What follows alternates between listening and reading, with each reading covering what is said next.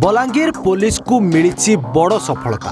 गत 2 दिन मध्य विपुल परिमाण रे जबत करिछि कप सिरप। गत काली 455 बोतल सह 4 जन को गिरफ्त कर कोर्ट चालान कर सारी बेले आज 200 बोतल कप सिरप और 3 लिटर एडल्ट्रेट निशा जनित द्रव्य सह 3 जन को अटक रखिछि।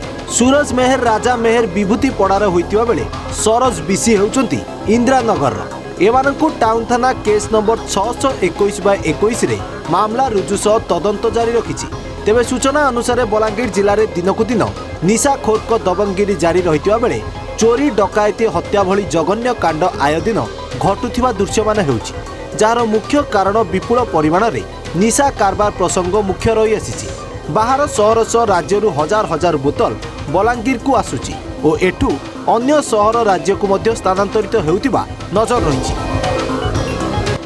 जहाँ विगत किछि दिन हेब पुलिस प्रशासन कड़ाकड़ी पेट्रोलिंग फल 2 दिन मध्य 7 जन को गिरफ्त सह 700 बोतल मादक द्रव्य जबत करिछि पुलिस और टाउन पुलिस केस नंबर 621/21 रे मामला रुजु करी 4 जन को कोर्ट चालाण मध्य करितिबा नै सूचना दैछंती बलांगीर एसडीपीओ तोफान बाग।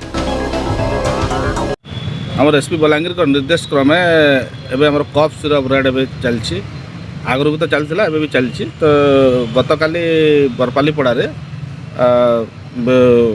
3 जन पिला सूरज मेहर राजा मेहर आ सरोज बिसी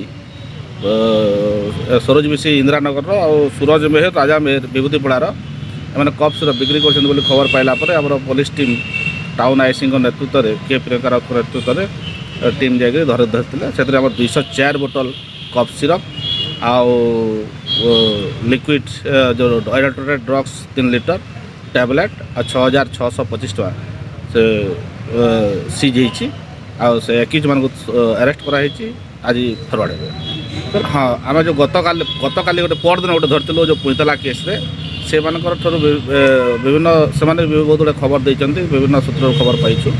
से जो खबर तार जो डाउन चेन जोटा रही से आम धरुचु एवं आज सदर थाना भी गोटे केस धरी केस नंबर 436 नंबर केस से 84 बोतल कप सिरप आ जड़े संजीव मुगरी बोली सदैपाली भी अरेस्ट कराई। तो डाउन चेन जोटा रही सप्लाय एवं डाउन चेन से गुड़ाक तदंत जो गुड़ाक आसवे से सब अरेस्ट कर फरवर्ड कर।